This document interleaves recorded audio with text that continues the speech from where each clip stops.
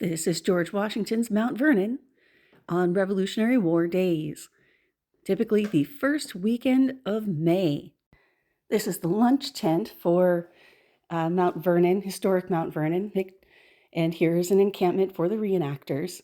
It's quite a popular event. The only problem I have with this event is that it's in a swirling vortex of DC traffic. Really, you're best off taking the metro to a good metro stop and then riding a bus or a tram from there.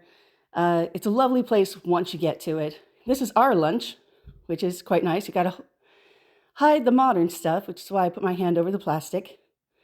And here is a nice cannon for you with the cannon crew. It had just finished up, so I missed them. This is me getting excited and filming the ground. Oops. Oh, medical tent. Love those guys. With a vendor on the site is what we call a sutler. This is the blown glass guy. They have new things every year, which are lovely. So, come on and take a look. It's always the best stuff at Mount Vernon. It's a very popular event. Here's a bit in the museum. And back outside again, the potter with the puzzle mug. Or no, that's not a puzzle mug, but he had puzzle mugs. Did he sell all of them by the time I took the footage? Lame. Sorry. These guys marching. They're in green, so maybe they're Jaegers. Maybe not. It's best to ask them what the uniform means. Oh, here we go. Puzzle mug. Oh, there's a butter churn. Just fun stuff. Shopping is fun. It's not a shopping event per se, but it's fun. And the mansion by the water, you can see the river in the distance. That is the postcard shot. Hopefully Mount Vernon doesn't tell me to take this video down. All of their stuff is very slick. It's very nice, with a George Washington galloping, through the green. This is their garden, the lovely boxwood hedge. I think that might be boxwood. Anyway, I love plants.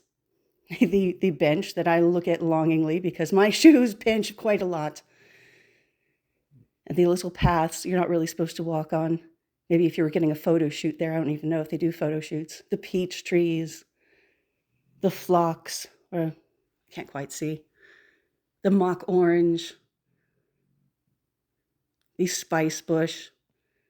If you ask, they will go on at length about these plants because everything is heavily documented and people are really well educated at Mount Vernon. They're really well informed. They're all they love working at the site, I think, or at least they know a lot. The crops that would have been grown by George Washington up here at the top in a less sort of industrial setting. More spice bush. I guess I zoomed in. Whoopsie. Da-da-da-da-da. Plants. I feel like I ought to be able to tell you more about these plants, but it's a little bit blurry for me today. George Washington was at least successful in growing the things that he grew, unlike Jefferson, who was not as successful, and Jefferson kept running out of water. Also, we don't have any Revolutionary War reenactments at Jefferson's Monticello. At least I don't think we do. Maybe we do, and we just haven't driven that far south, or maybe it's a different group than who I usually play with. I'm with a black powder troupe. We don't do dances very much. I haven't made my own shoes out of, the historical silken materials. Maybe someday. And another peach tree with the peaches just starting up. Oh, so nice. I wish my garden looked like this, don't you? And yes, people are very apologetic about the slavery. And I guess the tourists usually expect that in a southern site. Not so much at Fort Ticonderoga. We have some blacksmith stuff. Oh no, it's another medical tent. This guy will explain at length about how they amputated limbs if necessary. I don't know why they always enjoy doing that. Here's a little bit of the battle, but I didn't want to get in front of the public. I wanted them to be able to see all the stuff that people line up for. I mean, if you go, you can see that yourself. You get in front. I can see reenactors all the time. I just don't necessarily see them falling to the ground and pretending to be dead. More in the encampment. my shoe because I got excited and filmed me walking quite a lot. There we go. Very nice dress. Usually there are some girls who dress up in what I call the little Bo Peep outfits, but I didn't get any good camera shots of them this year. They're technically the Gainsborough girls. They look like from a calendar. Here we have, why am I filming this wall? I don't know, it's the, what you call it, where you put the horses. Sorry, I'm just sort of filming this on the fly. It's a new app for me. And I went all the way down the hill. Here's the river up close with the walkway. Oh my gosh, it must be nice to live out here and just bicycle down through all this stuff. The dock and people spending time. I mean, you can't quite see up the hill. They left the trees there, which I quite appreciate. Sheep, historic sheep, who haven't been sheared yet, but they're looking forward to getting sheared because it's quite warm for them, as it is for the reenactors, because we're all wearing wool, so I sympathize. Actually, it was very pleasant that day.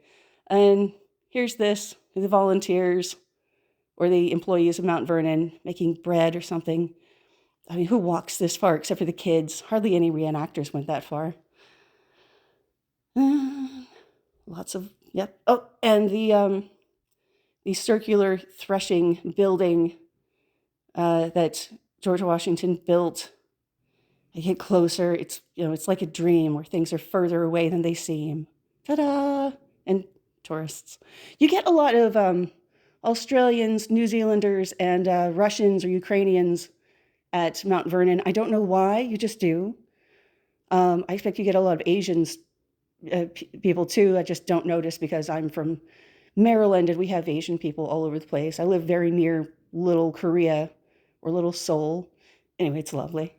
And the blacksmith shop back up the hill, which is quite nice. They put these things on display. And the cartographers, which is not a permanent installation, but it really should be. These guys are great. If you find them, if they go to a Revolutionary War event near you, go and check out the cartographers. They're brilliant. They have a very nice tent as well. I expect they're all doctors and lawyers in real life, retired. And we're getting to the end, I think. I had to look at all of the compasses. I wasn't talking to the guys. I was just being that jerk filming things. So it's on the tripods. Washington was a cartographer to begin with, and then he married Martha and quit his surveying days and became first a general and then a farmer. And somebody's dog walking along like, please, not the cannon again. Please, master. Sorry. And then a bit more of the museum, which is quite an edifice. And if it were a bit warmer, I'd be like, I want to go to the museum. The end.